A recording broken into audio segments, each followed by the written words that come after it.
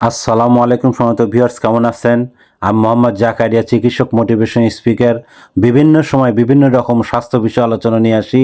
আজকের স্বাস্থ্য বিষয়ে আলোচনা। আজকের আলোচনার বিষয় যে জেনাকারী লজ্জাস্থানে দুর্গন্ধে জাহান্নামী অস্থির হয়ে উঠবে। তাহলে এই ভিডিওটা প্রথম থেকে শুরু করে শেষ পর্যন্ত না টেনে শুনবো। প্রথমে একটি লাইক দেবো, সাবস্ক্রাইব করব, নোটিফিকেশন অন করব, পেজে ফলো দিব। তাহলে স্বাস্থ্য সম্পর্কে নোটিফিকেশন আপনাদের কাছে পৌঁছে যাবে। তাহলে বন্ধুরা মনোযোগ দিয়ে শুনুন। জেনাকারী লজ্জাস্থানের দুর্গন্ধে জাহান্নামীরা অস্থির হয়ে উঠবে। জেনা কি? শুধু অবৈধভাবে মেলামেশা করাকে জেনা বলা হয় না। হাদিসের ভাষায় জেনা বহু প্রকার বিভক্ত। যেমন কোনো বেগুনা নারী অথবা পুরুষের প্রতি দৃষ্টি দেওয়াই চোখের জেনা।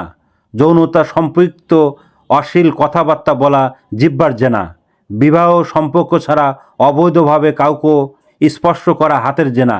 ব্যভিচারের উদ্দেশ্য হেঁটে যাওয়া পায়ের জেনা। সেই সম্পর্কিত খারাপ কথা শোনা কানের জেনা। জেনার কল্পনা করা, আকাঙ্ক্ষা করা মনের জেনা।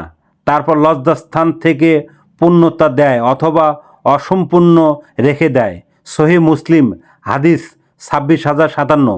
বন্ধুরা, এই ধরনের ভিডিও পেতে আমাদের ইউটিউব চ্যানেলে ঢুকবেন। আর স্বাস্থ্য নিয়ে আমাদের ইউটিউব চ্যানেলে অনেক ধরনের ভিডিও আছে, আপনারা পাবেন। আর পরবর্তী কী ধরনের ভিডিও চান আমাদের কমেন্ট বক্সে লিখতে ভুলবেন না। আমাদের বিরাজ মেডিকেল 100 বছরের প্রতিষ্ঠান। যে কোনো ধরনের গোপন অসুখ বিসুখ আপনার চলে আসবেন। তো বন্ধুরা, এতক্ষণ মনোযোগ সহকারে দেখার জন্য সবাইকে ধন্যবাদ।